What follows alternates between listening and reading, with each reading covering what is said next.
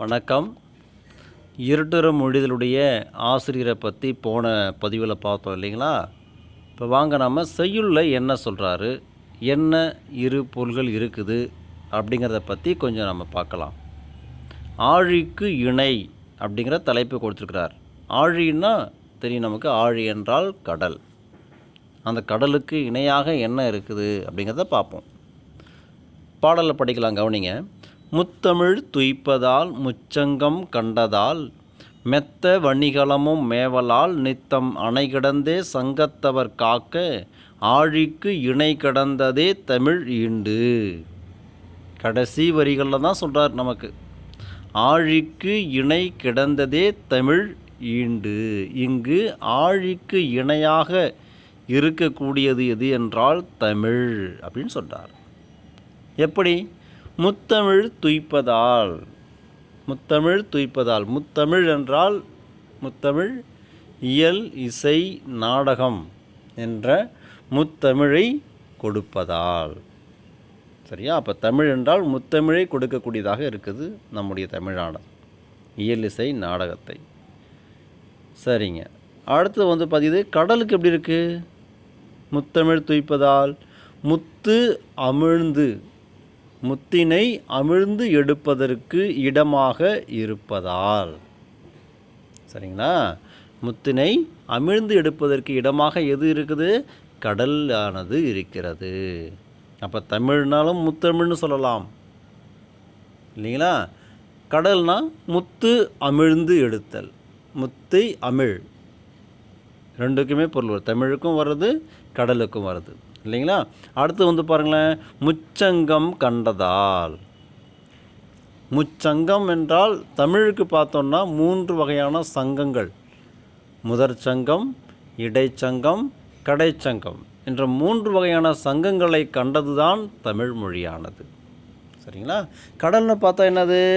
முச்சங்கம். சங்கம் என்றால் சங்குகள். எத்தனை வகையான சங்குகளை அந்த கடலானது தன்னுள் வைத்திருக்கிறது என்றால் முச்சங்கம். 3 வகையான சங்குகளை வைத்திருக்கிறது. வெண்சங்கு, சலஞ்சலம், பாஞ்சசன்யம் என்று கூறுவார்கள். வெண்சங்கு, சரிங்களா? வெண்மையான நிறத்தில் இருக்கக்கூடிய அந்த சங்கை வெண்சங்குன்னு சொல்கிறாங்க. 1000 இடம்புரி சங்கு, அதாவது இடமாக வளைந்திருக்கக்கூடிய சங்குகள் 1000 இருந்ததுன்னு சொன்னால் அங்கே பார்த்தீங்கன்னா ஒரே ஒரு வலம்புரி சங்கு தான் கிடைக்கும். ரொம்ப அரிது. அந்த வலம்புரி சங்கு கிடைப்பது ரொம்ப அரிது. ரொம்ப விலை அதிகமாக என்ன சொல்லுவாங்க, மீனவர்கள் அதை கூறுவார்கள். அதை கொடுத்து வாங்கி வீட்டிலே வழிபடுவதும் வழக்கம். கோயில்களில் பெரும்பாலும் அதை வைத்து பூஜை செய்வது, அந்த வலம்புரி சங்கை ஊதுவது, அதாவது பூஜை நடக்கும்போது இதெல்லாம் வழக்கமாக காணப்படுகிறது. அதனால் 1000 இடம்புரி சங்குகள் கிடைக்கக்கூடிய இடத்திலே ஒரே ஒரு வலம்புரி சங்கு கிடைக்குன்னு சொல்லுவாங்க. அதுவே 1000 வலம்புரி சங்குகள் கிடைக்கக்கூடிய ஒரு இடத்துல தான் பார்த்தீங்கன்னா சலஞ்சலம் அப்படிங்கிற ஒரு வகையான சங்கு கிடைக்கும் அப்படின்னு சொல்கிறாங்க. அப்போ எவ்வளோ அரிது பாருங்கள் சலஞ்சலம் கிடைக்கிறது. வலம்புரி சங்கு கிடைப்பதே ரொம்ப அரிது. அதை விட அரிது பார்த்தீங்கன்னா சலஞ்சலம் அப்படிங்கிற ஒரு வகையான சங்கு. 1000 வலம்புரி சங்குகள் கிடைக்கக்கூடிய ஒரு இடத்துல தான் சலஞ்சலம் கிடைக்குங்களாம். அதுவே 1000 சலஞ்சலம் சங்குகள் கிடைக்கக்கூடிய ஒரு இடத்துல தான் பாஞ்சசன்யம் அப்படிங்கிற ஒரு வகையான சங்கு கிடைக்கும் அப்படின்னு சொல்கிறாங்க. இப்போ எவ்வளோ பாஞ்சசன்யம்ங்கிறது ரொம்ப அரிது. திருமால் கையில் வைத்திருக்கக்கூடிய அந்த சங்கு கிருஷ்ண வச்சிருப்பார் பார்த்தீங்களா, அந்த சங்கு பார்த்தோன்னா பாஞ்சசன்யம் என்று அழைப்பார்கள். இதனால் 3 வகையான சங்குகளை தன்னுள் வைத்திருக்கக்கூடியது எதுன்னு சொன்னால் இந்த கடல் பகுதியானது. இப்போ முச்சங்கம் என்பது 3 வகையான சங்கங்களையும் குறிக்கிறது, 3 வகையான சங்குகளையும் குறிக்கிறது கடலுக்கு. தமிழுக்கு 3 சங்கம். சரிங்களா? அடுத்தது மெத்த வணிகளமும் மேவலால். தமிழ் என்று பார்க்கின்ற பொழுது மெத்த வணிகலன் கிடையாது, மெத்த அணிகலம். அணிகலன்கள் என்றால் ஆபரணங்கள். தமிழுக்கு என்னங்க ஆபரணங்கள் இருக்குது? தமிழ் பார்த்தோம் என்றால் 50 காப்பியங்களை தனது ஆபரணங்களாக அணிந்திருக்கிறது என்று நம்மளது புலவர்கள் எல்லாம் வர்ணிப்பார்கள். சிலப்பதிகாரமானது தமிழ் அன்னைக்கு சிலம்பாக இருக்கிறது, சிலம்பு என்கின்ற ஒரு அணிகலனாக இருக்கிறது. மணிமேகலை மேகலை என்பது இடையிலே அணியக்கூடிய ஒரு வகையான அணிகலன். மணிமேகலை என்பதை தன்னுடைய தமிழன்னையானவள் தன்னுடைய இடையிலே அணிந்திருக்கிறாள். சிலப்பதிகாரம் மணிமேகலை சீவக சிந்தாமணி ஒளி குன்றாத மணி. அந்த மணிமாலையை என்ன பண்ணுறாங்க, தன்னுடைய கழுத்திலே அணிந்திருக்கிறாள் மணிமாலையை. வளையாபதி என்றால் வளையல், தன்னுடைய கையிலே வளையலாக அணிந்திருக்கிறாள். குண்டலகேசி என்றால் குண்டலம், காதிலே அணியக்கூடிய அணிகலன். எனவே குண்டலகேசியை தமிழன்னையானவள் தன்னுடைய காதின் அணிகலனாக அணிந்திருக்கிறாள் என்று நம்முடைய புலவர்கள் எல்லாம் வர்ணிப்பார்கள். எனவே மெத்த அணிகலன் அப்படிங்கிறது மிகுதியான அணிகலன்களை தமிழன்னையானவள் அணிந்திருக்கிறாள் என்று கூறுகிறார். சரி, கடல் என்று பார்த்தோம்னா என்னப்பா வரும்? மெத்த வணிகலம், கலன் என்றால் கப்பல். மெத்த வணிகலன் என்றால் மிகுதியான வணிக கப்பல்கள். கடல் மேலே நம்ம என்ன பண்ணுறோம், இன்றைக்கி நிறைய கண்டெய்னர்கள்லாம் போயிட்டு இருக்குது அதில், இல்லைங்களா? ஒரு நாளைக்கு ஹார்பரில் வந்து என்ன பல கப்பல்கள் வந்து தன்னுடைய பொருளை இறக்குமதி பண்ணணும், ஏற்றுமதி பண்ணணும்.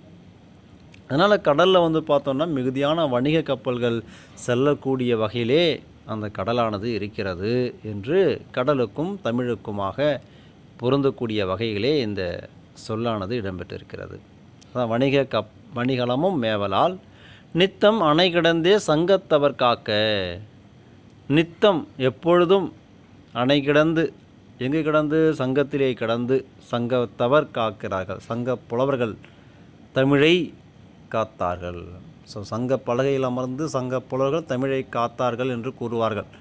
அதாவது சங்க பலகையிலே என்றால் சங்கத்திலே இருந்து தினம் தினம் பல குழுக்களை கொண்டு வந்து நிறைய புத்தகங்களை எழுதி நிறைய அரங்கேற்றங்களை நடத்தி நிறைய இலக்கியங்களை அங்கே உருவாக்கினார்கள். சரிங்களா? அப்போ தமிழை காத்த பெருமை யாருக்கு சேர்ந்தது? அந்த சங்கத்திலே இருக்கக்கூடிய புலவர்களுக்கு தான் அதிகமாக சேரும். அதான் நித்தம் அணை கிடந்தே சங்கத்தவர் காக்க. நித்தம் அந்த சங்கத்திலே இருந்து சங்க புலவர்கள் தமிழை காத்தார்கள் என்று கூறுகிறார். சரி, இது தமிழுக்கு சரியாக வருது. கடலுக்கு எப்படி வரும்? நித்தம் அணை கிடந்தே சங்கத்தவர் காக்க. நித்தம் என்ன பண்ணுது? தன்னுடைய அலையினால் அணை கிடந்து, அணையாக இருக்குது கடற்கரையானது, அதை மீறி தண்ணீரானது வெளியே வராது. தண்ணீர் வெளியே வராத அளவுக்கு என்ன பண்ணுது? அங்கே அணை போல் ஒரு எல்லை இருக்கிறது, இல்லைங்களா? அந்த அணையானது இருந்து அந்த அலையானது அந்த கரையை கடக்காமல் என்ன பண்ணுது? சங்கத்தை காக்கிறது. சங்கத்தை காக்கிறது என்றால் சங்கினை காக்கிறது, இல்லைங்களா? சங்கை வந்து என்ன பண்ணுது? கரைக்கு வெளியே போனால் சங்கு என்ன பண்ணும்? இறந்து போயிடும். அப்போ போகின்றப்ப தன்னுடைய அலையால் என்ன பண்ணுது? சங்கினை இழுத்து தன்னுள் வைத்து அந்த சங்கினை காக்கக்கூடியதாக அந்த கடலானது இருக்கிறது. அதான் நித்தம் அணை கிடந்தே சங்கத்தவர் காக்க தமிழுக்கும் பொருந்துகிறது. நித்தம் அணை கிடந்தே எப்பொழுதும் தன்னுடைய அலையினால் சங்கினை அந்த கரையை விட்டு வெளியே போகாமல் தடுத்து நிறுத்தி தன்னுள் இழுத்து அந்த சங்கினை காக்கக்கூடிய வேலையவும் கடலானது செய்கிறது. அதான் நித்தம் அணை கிடந்தே சங்கத்தை அவர் காக்க, சங்கத்தை அது காக்கிறது. ஆழிக்கு இணை கடந்ததே தமிழ் ஈன்று. எனவே இந்த செய்யுளானது தமிழையும் கடலையும் குறிக்கக்கூடிய வகையிலே இடம்பெற்றிருக்கிறது என்று நம்முடைய ஆசிரியர் கூறுகிறார். யார்?